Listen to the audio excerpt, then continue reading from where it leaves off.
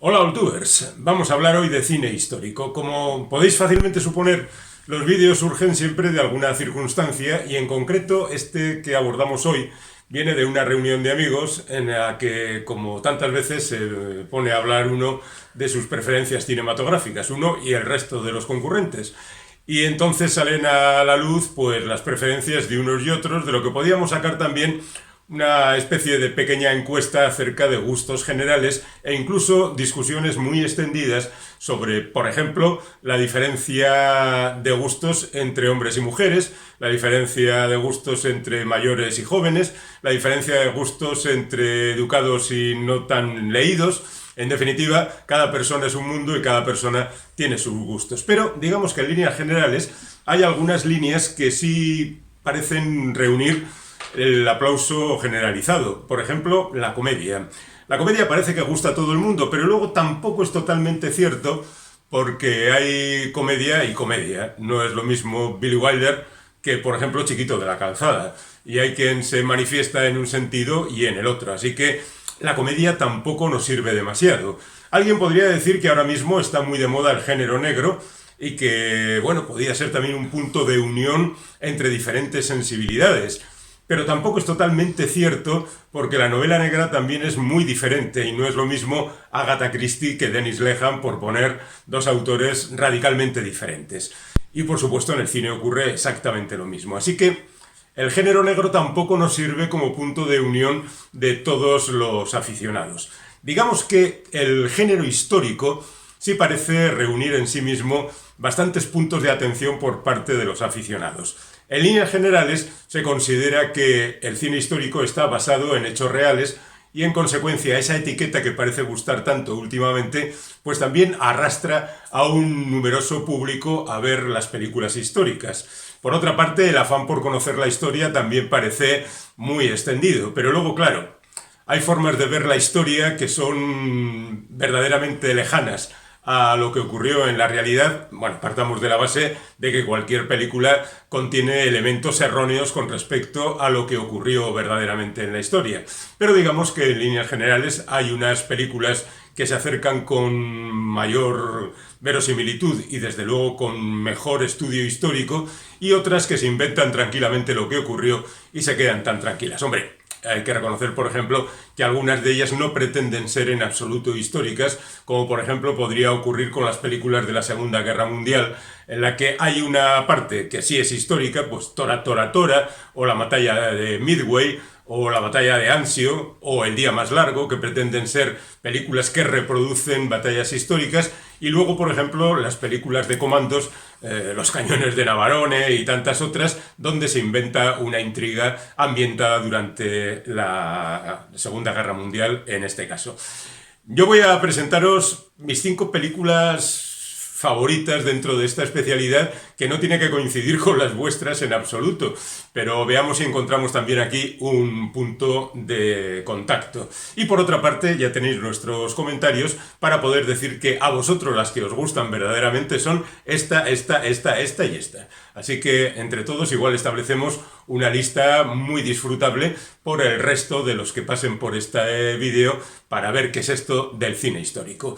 Bueno, ahí va una lista absolutamente subjetiva de películas históricas. Empezaría por Intolerancia, la película de David Ward Griffith, que reunía 4 momentos históricos. En realidad, para Griffith eran 3 momentos históricos y uno actual.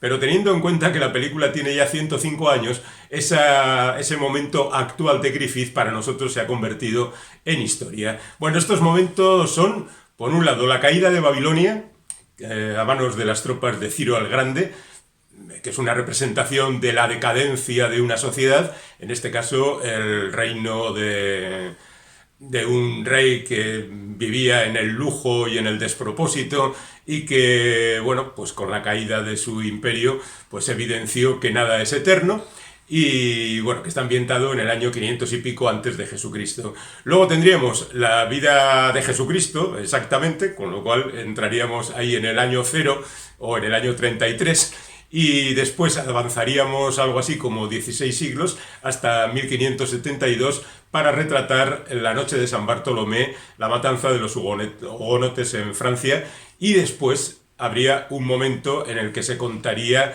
lo que ocurría en el año 1916, que es cuando se rodó la película. Yendo por partes, digamos que Griffith había rodado el año anterior El nacimiento de una nación, que es una película muchísimo más famosa, y que a mí particularmente tampoco me vuelve loco. Es un Griffith más primario, a pesar de que encontramos en él esos grandes avances que hizo por el cine, el montaje al que él impulsó de manera extraordinaria, pero quizá por su componente racista, a mí es una película que siempre me ha echado un poco hacia atrás. Pero bueno, en cualquier caso, históricamente El nacimiento de una nación es muy importante, y las críticas a esa película determinaron que el propio Griffith hiciera intolerancia, por una parte para denunciar la intolerancia que habían tenido con él los críticos, a pesar de que El nacimiento de una nación fue un gran éxito de taquilla, los críticos no se mostraron tan contentos con el contenido, pues él aquí venía a denunciar 4 momentos de la intolerancia. Y debemos decir también que esta película fue clave para otra gente que a partir de ese momento hacía cine, como por ejemplo Eisenstein, el otro gran inventor del cine mudo, que en el otro lado, en el lado soviético, hizo películas como El acorazado Potemkin, como Octubre, como La huelga, y ya en la etapa sonora películas históricas también, como Alexander Nevsky, todas ellas verdaderamente impresionantes y que recomiendo desde aquí. Si no están entre mis favoritas deberían estar, pero como me he marcado el objetivo de 5, pues he incluido Intolerancia. Bueno, como digo, en Intolerancia se mezclan 4 historias muy diferentes. Por un lado tenemos la corte del rey Baltasar, con sus oropeles. En el cine mudo les gustaba mucho hacer eso. Otro que hacía mucho ese tipo de cosas era Cecil B. DeMille, porque parece que marcaba la potencia cinematográfica de Hollywood en aquel momento tan conflictivo para los estudios, el nacimiento de los estudios en California. Bueno, pues por un lado tenemos la sociedad de Babilonia, llegan los persas con Ciro el Grande y arrasan con todo aquello. Por supuesto hay una batalla tremenda, la conquista de las murallas de Babilonia es algo verdaderamente épico, muy basado, por cierto, en la Cabiria de Patrone que se había rodado 2 años antes, película que entusiasmó mucho a Griffith y que le puso en el trance de hacer esta versión. Esta sería una de las partes, quizá la más espectacular, la más llamativa, la más importante.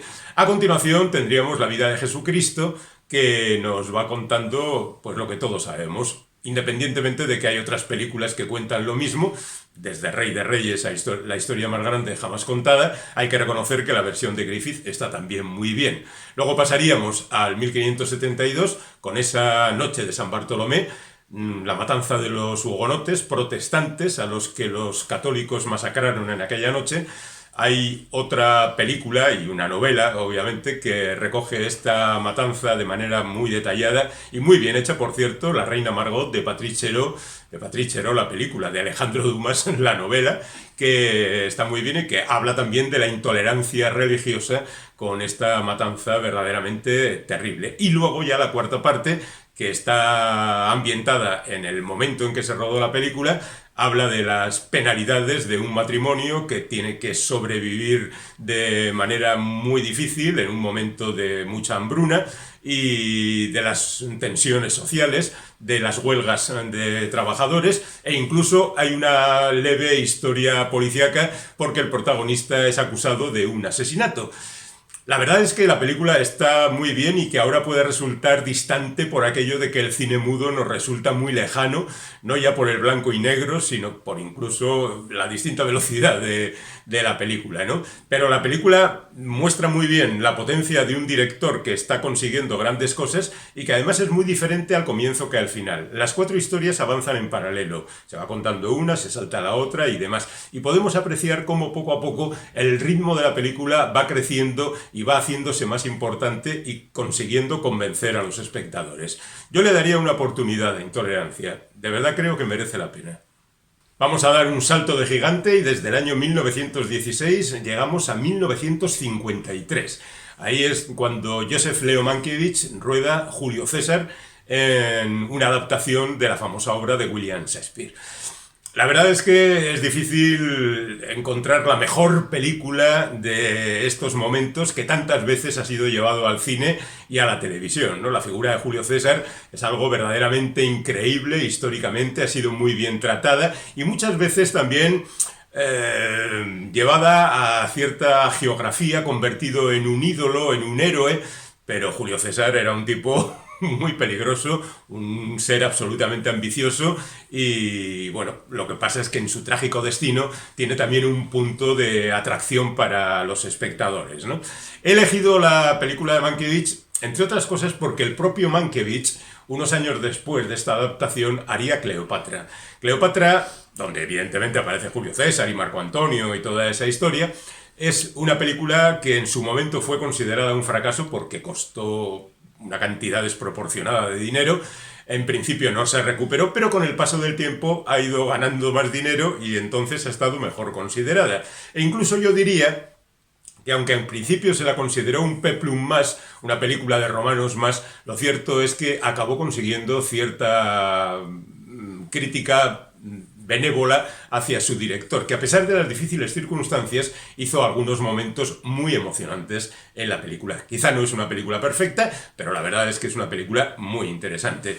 Y en ese sentido, pues deberíamos hablar también de otras cosas semejantes a Julio César de William Shakespeare. En el otro sentido, de las obras de William Shakespeare, yo aquí metería también Las campanadas a medianoche de Orson Welles, que a mí me parece una super película, pero como tienen que ser 5, pues me la salto. Es la historia, bueno, en realidad son 4 obras de William Shakespeare reacondicionadas por Orson Welles para contar la historia de John Falstaff, ese gordo pecador y divertido que impulsa a un príncipe a convertirse en rey y después es traicionado por él. La verdad es que Shakespeare era un fino analista del ser humano. Pero bueno, dejamos todo eso para centrarnos en Julio César, que es la película que he elegido. Julio César es la historia del asesinato de Julio César y la venganza posterior de Marco Antonio, teniendo ese punto central del discurso de las honras fúnebres de Marco Antonio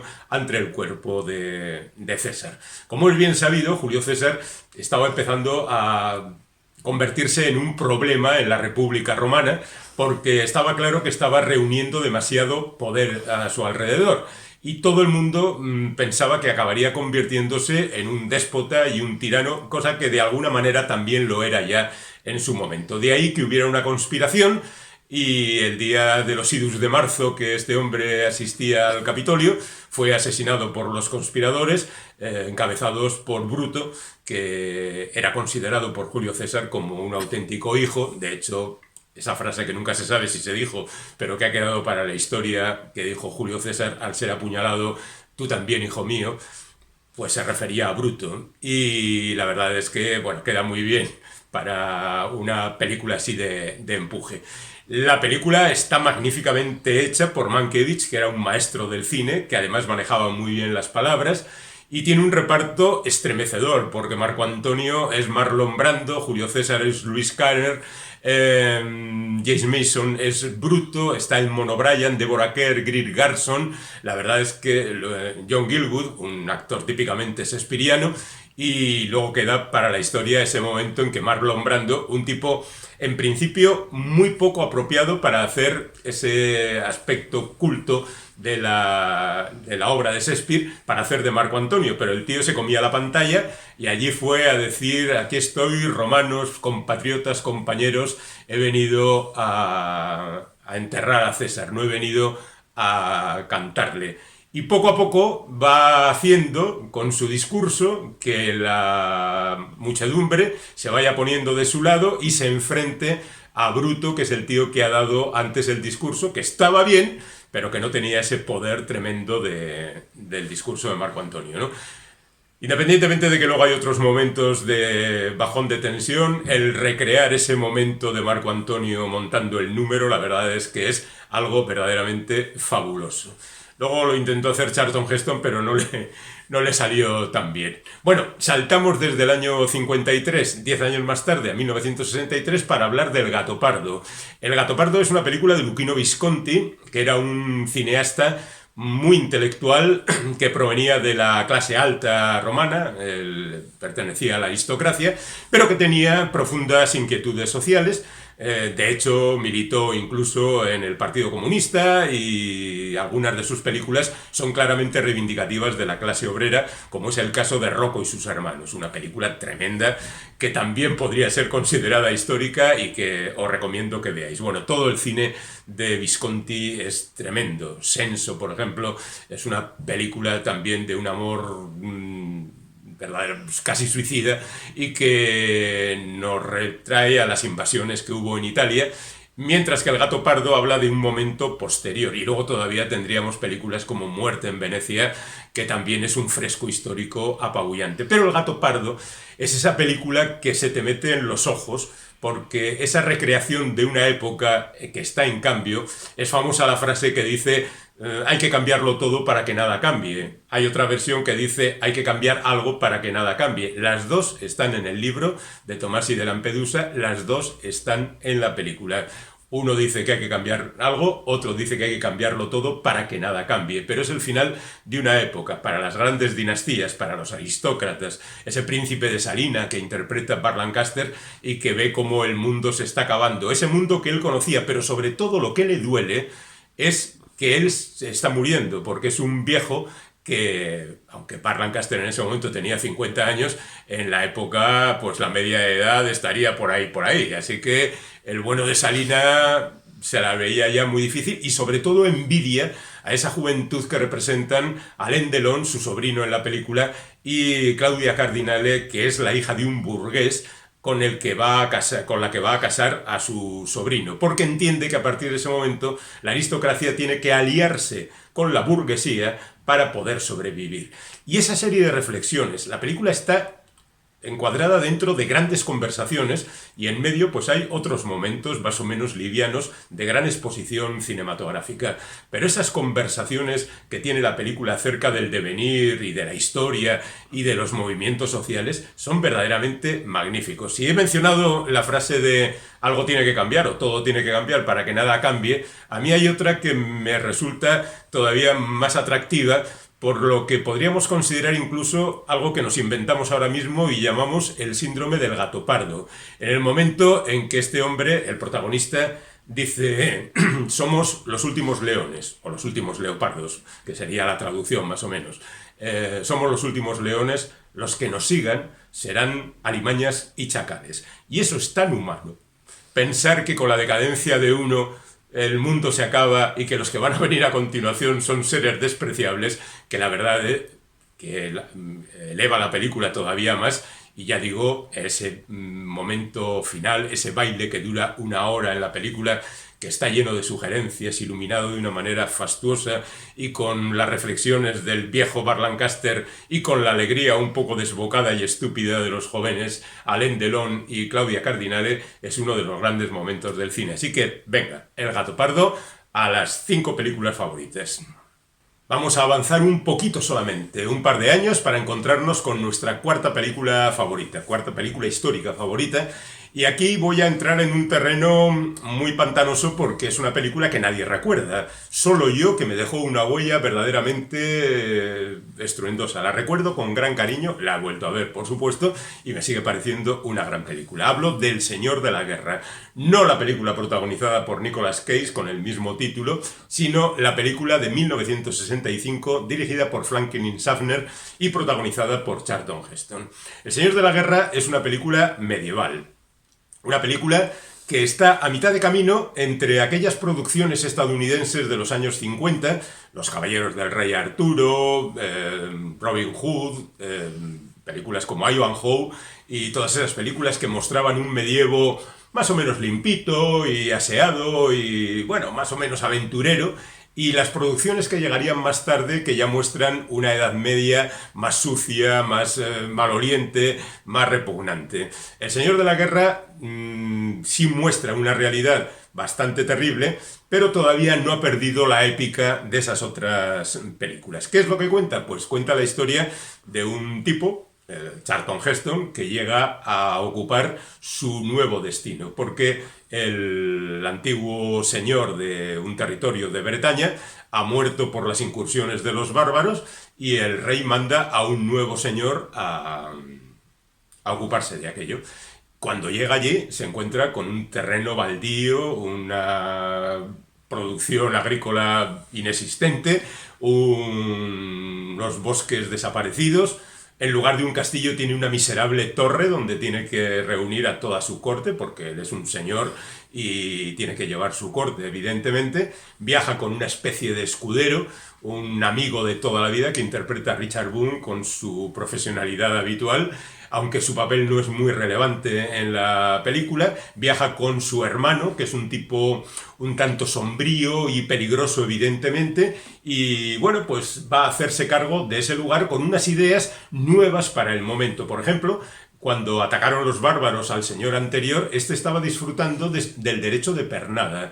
Estaba yaciendo con una doncella que se iba a casar al día siguiente, pero había recurrido a esa casi mítica historia que es el derecho de pernada. El derecho del señor a yacer con la doncella que va a casarse al día siguiente, cosa que si existió, pues tampoco estuvo muy extendido, pero en cualquier caso forma parte de la leyenda y nos viene muy bien para esta película. Y entonces Charlton Heston se siente verdaderamente indignado con el tipo aquel que había recurrido a ese método. Bueno, él llega allí, contiene más o menos a los bárbaros, establece relaciones con los campesinos, negocia con el representante de la iglesia, negocia también con el druida. Es decir, hay muchas fuerzas diferentes trabajando en ese territorio y él tiene que, de alguna manera, tratarles bien a todos para que no haya conflicto. Y durante un tiempo lo consigue, pero llega el momento en que descubre a una mujer que rápidamente llama su atención, Rosemary Forsyth, y descubre que va a casarse con un campesino. Bueno, él se enamora de ella y cuando llega el momento del matrimonio se presenta en la celebración anterior y dice que recurre al jus prime noctis, que es decir, el derecho de pernada de yacer con la susodicha. Evidentemente eso crea tensiones muy fuertes y tiene inmediatamente en contra a todos los campesinos, al druida, a toda la sociedad, e incluso los bárbaros aprovechan también para echar su cuarto de espadas y asaltar la torre, cosa que permite al bueno de Charlton Heston lucir su cuerpo, que era algo que le gustaba mucho en prácticamente todas sus películas. Al menos el torso tiene que mostrarlo para demostrar lo muy cachas que estaba. Y entonces hay una pelea en el puente debajo de la torre porque el señor de la guerra va a la guerra antes que sus compañeros. Bueno, la verdad es que la película tiene un tono y una marcha verdaderamente ejemplar. Está llena de momentos muy interesantes y no exentos de dramatismo y de gran emoción. Y a mí me gustó tanto que he decidido incluirla en esta sección. Hay multitud de películas sobre el medievo y bueno, podía haber cogido cualquiera, pero como esta me dejó muy grabada su acción, pues la he traído aquí. Hay que recordar que Franklin Schaffner, junto con Charlton Heston al año siguiente, hicieron otra película memorable, como es El planeta de los simios, y que después Schaffner pues, ha ido haciendo otras películas también interesantes, como Patton o Nicolás de Alejandra, y aunque el final de su carrera no fue precisamente muy esplendoroso, pues lo cierto es que es un director al que merece la pena tener en cuenta.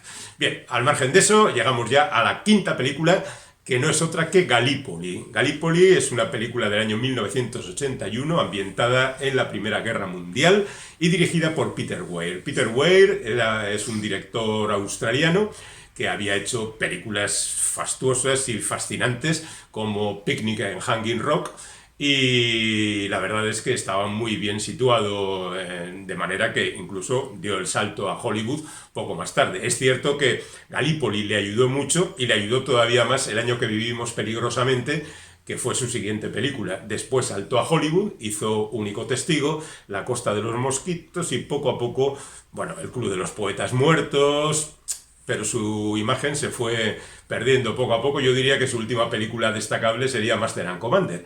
Pero Peter Weir es un director que verdaderamente merece la pena. Sus primeras películas, Los coches que se comieron París o La tercera ola, son películas, y sobre todo Picnic en Hanging Rock, son películas muy recomendables. Pero estamos en Gallipoli.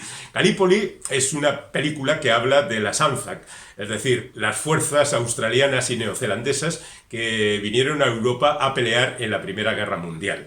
y que combatieron fundamentalmente en Turquía, donde tuvo lugar el desastre de Galípoli.